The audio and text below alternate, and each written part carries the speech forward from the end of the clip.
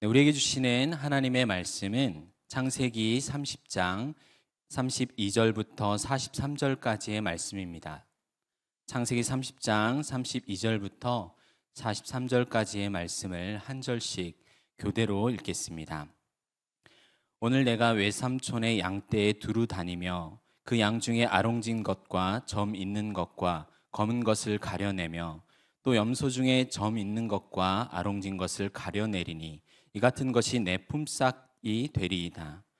후일에 외삼촌께서 오셔서 내 품삯을 조사하실 때에 나의 의가 내 대답이 되리이다.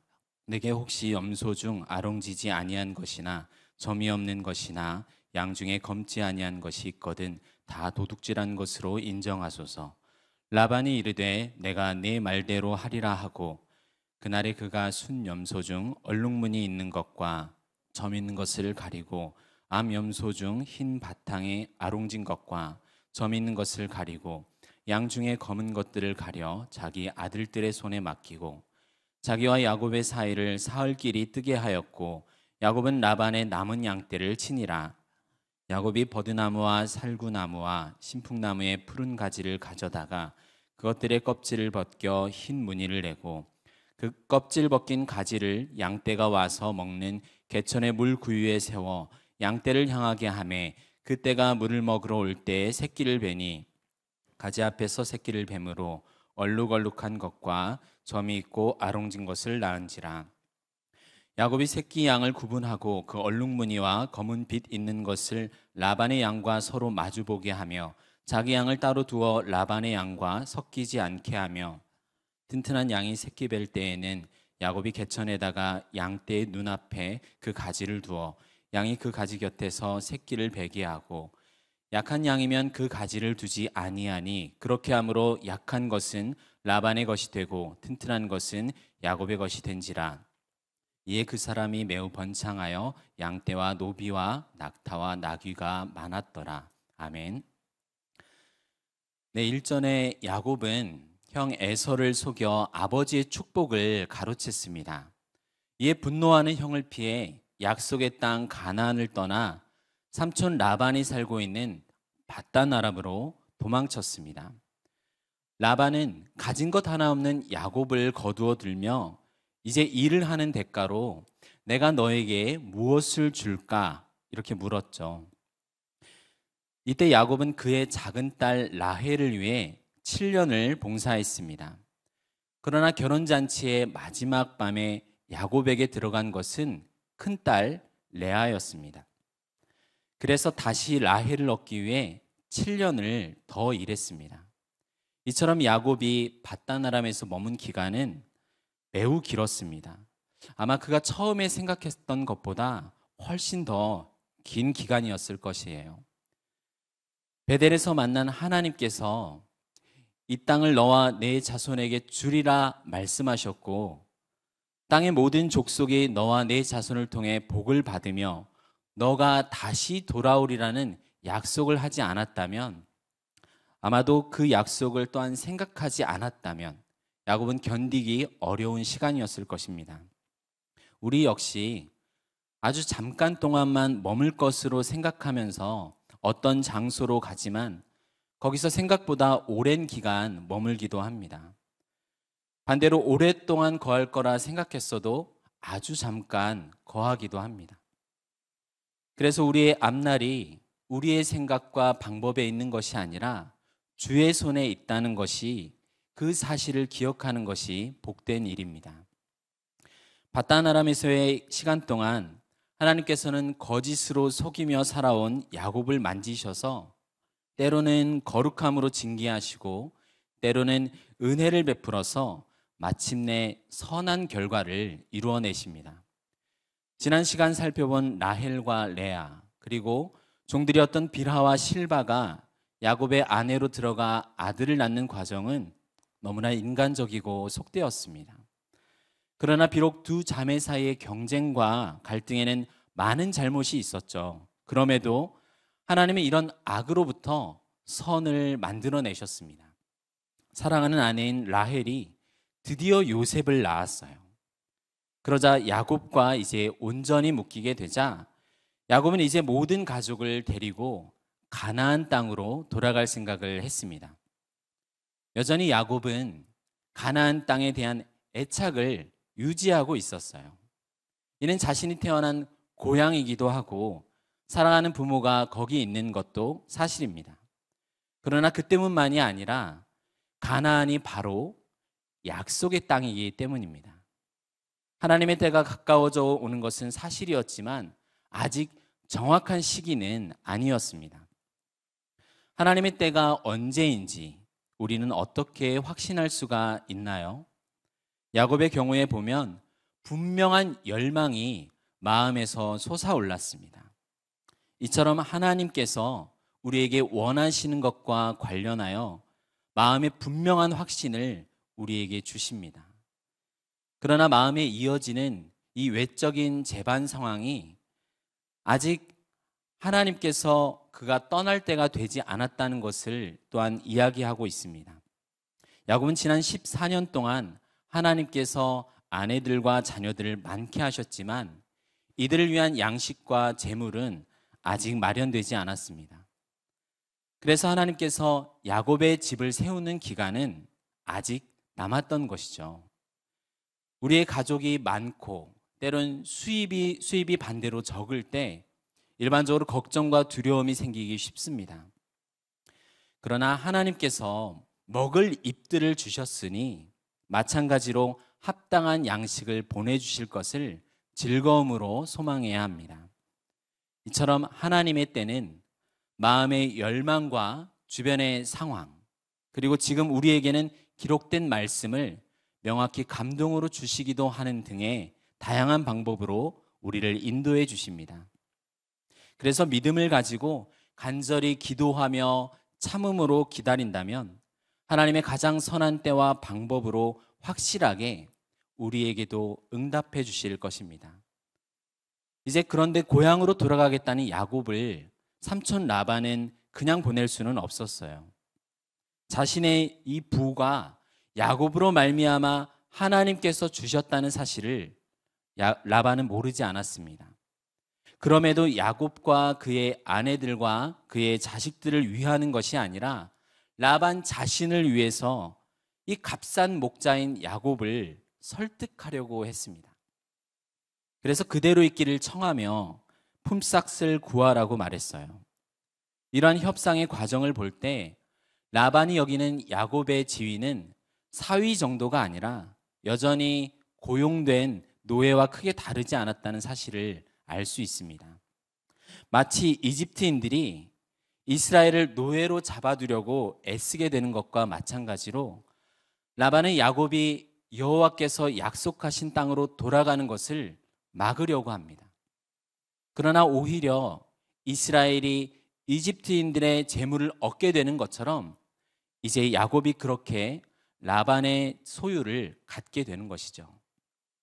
수년 전 기업 채용과 관련된 잡코리아에서 진행한 설문조사에서 직장의 대표부터 또 신입사원, 그리고 이 직장에 들어가기 원하는 구직자까지 어떤 거짓말을 하고 있는지 보여준 적이 있습니다. 그 1위만 살펴보면 보통 구직자들은 연봉은 중요하지 않다, 뽑아봐주면 열심히 하겠다, 이런 거짓말을 했습니다. 직장인 중에서 가장 많이 한 거짓말은 회사를 그만두겠다, 이런 말이었습니다. 그럼에도 절대 그만두지 않죠. 그러면 CEO가 한 거짓말 1위는 무엇이었냐면 이 회사는 다 여러분들의 것입니다 라는 말이었습니다. 이렇게 속고 속이는 세상의 이야기가 바로 우리가 살펴보고 있는 본문에도 잘 드러나고 있습니다.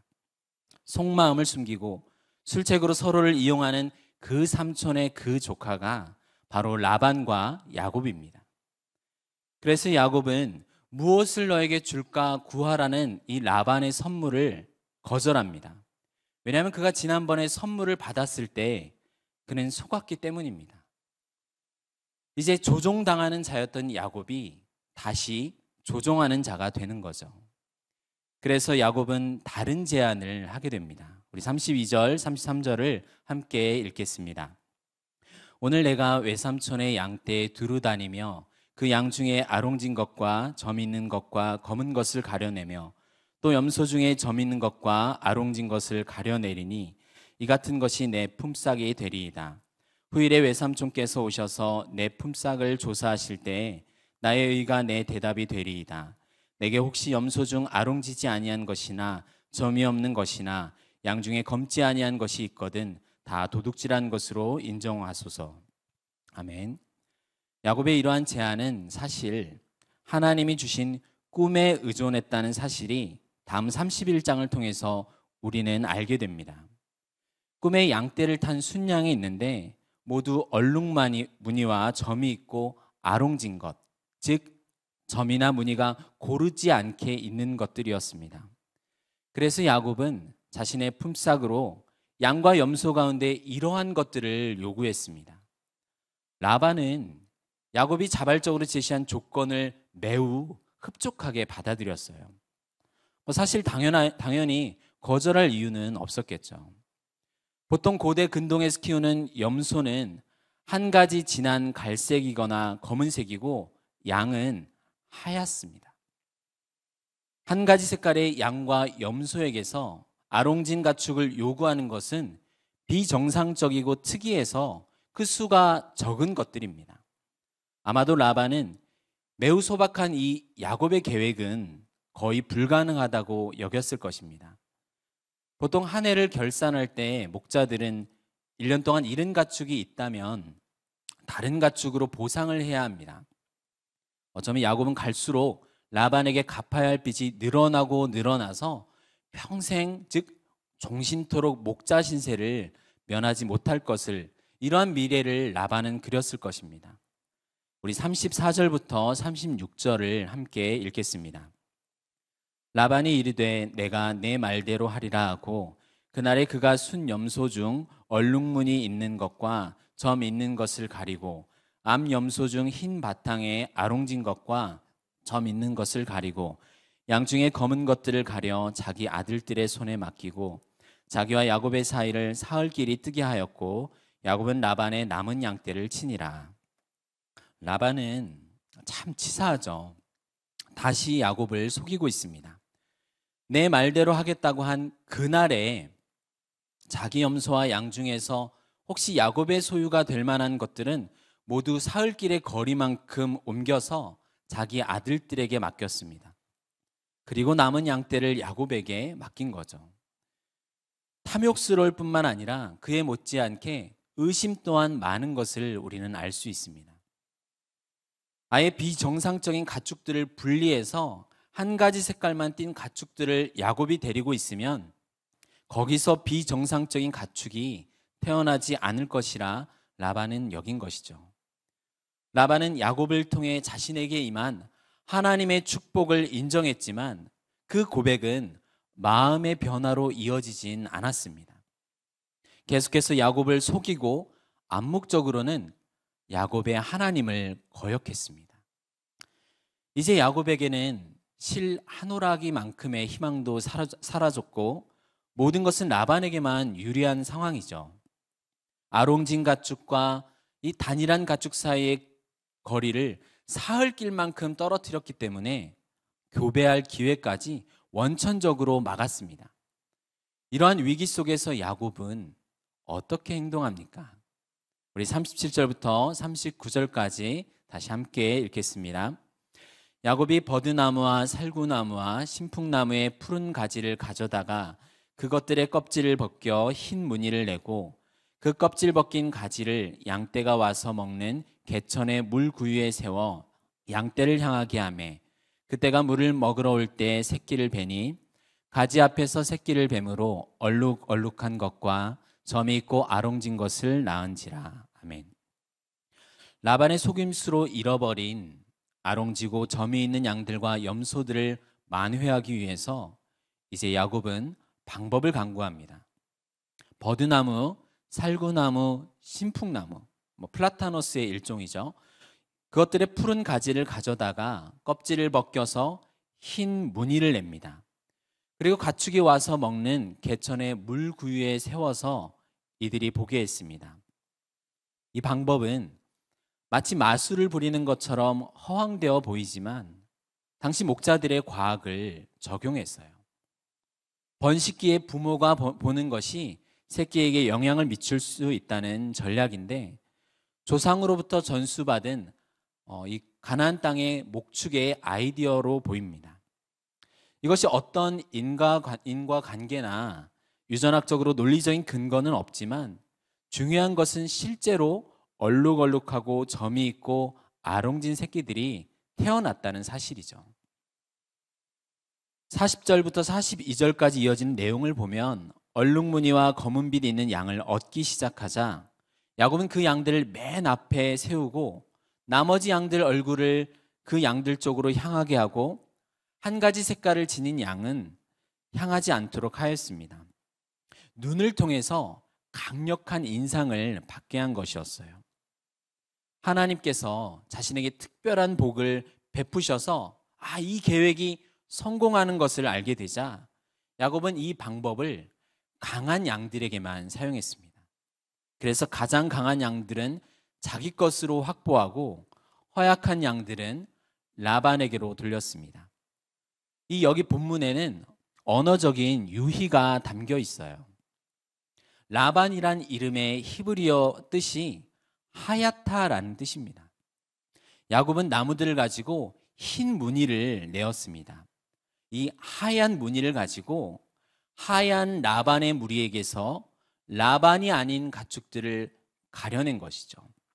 그래서 그 가려낸 것들 가운데서 자기의 것으로 취하게 된 것입니다. 일찍이 가나안 땅에서 붉은 죽으로 불따는 뜻을 가진 형 에서의 복을 가로챈 것처럼 이제는 흰색 가지를 이용해서 라반의 것을 갈취하고 있습니다. 약한 것은 라반의 것이 되고 튼튼한 것은 자신의 것이 되게 만들었습니다.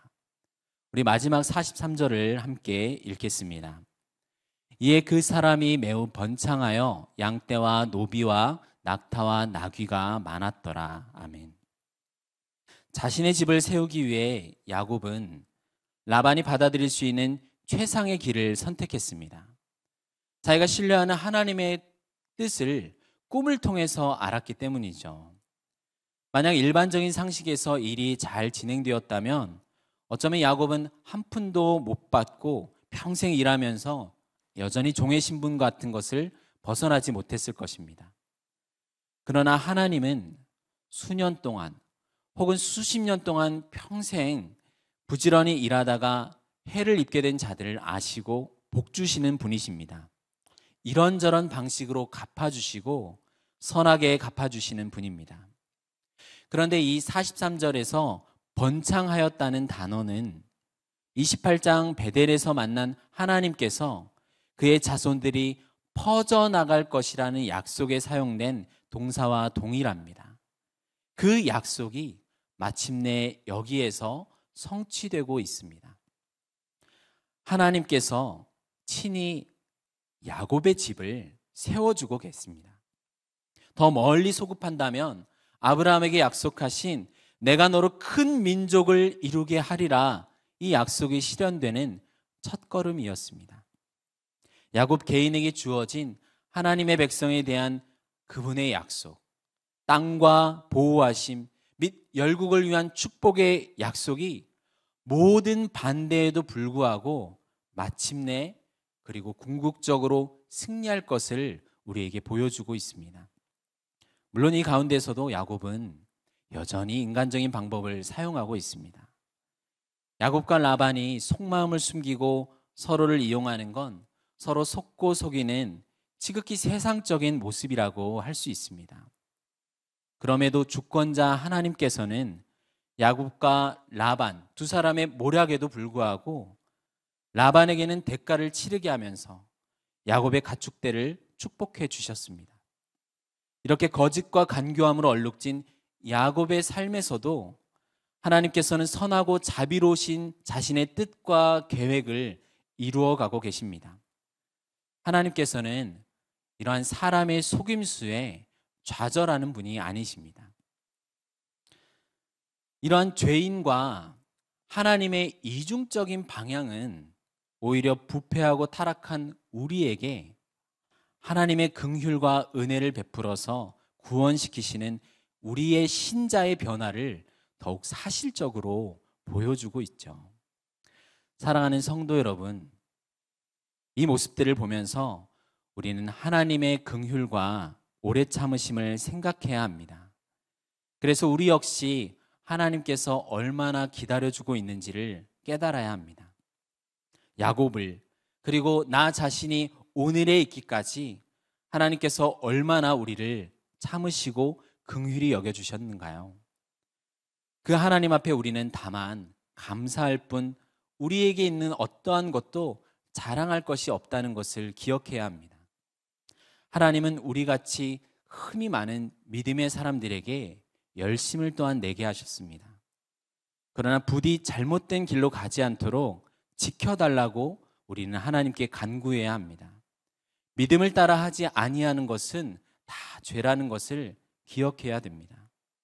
우리가 믿음으로 간절히 기도하고 참음으로 기다린다면 하나님께서는 자신의 선한 때와 방법으로 가장 확실하게 응답하실 것입니다. 장애물을 제거하고 길을 열기도 하며 환경을 바꾸어 주시기도 합니다. 마음으로부터 열망을 변화시키기도 하며 기록된 말씀으로 명확한 뜻을 주기도 하시는 등 다양한 방법으로 우리의 삶을 오늘도 인도해 주고 계십니다. 여러분의 길을 하나님께 맡기십시오. 하나님을 의지하면 하나님께서 이루어 주십니다. 공중에 나는 새도 먹이시는 하나님께서 의인의 자손을 돌보십니다. 하나님께서 우리 성도님들의 집을 오늘 세우실 것입니다. 기도하시겠습니다. 하나님 아버지, 주를 사랑하는 주님의 백성들을 돌보시고 인도하여 주시옵소서. 우리의 삶이 연약함과 때론 거짓과 죄악들이 많지만 우리를 불쌍히 여기셔서 하나님의 주권대로 우리를 하나님의 뜻으로 인도하여 주시옵소서. 우리가 온전히 주를 사랑하며 주님을 더욱 가까이 하길 소망합니다. 내 힘과 노력으로 우리의 집을 세우지 않고 하나님이 세워가시는 하나님의 집과 나라가 되게 하여 주시옵소서. 예수님의 이름으로 기도드립니다.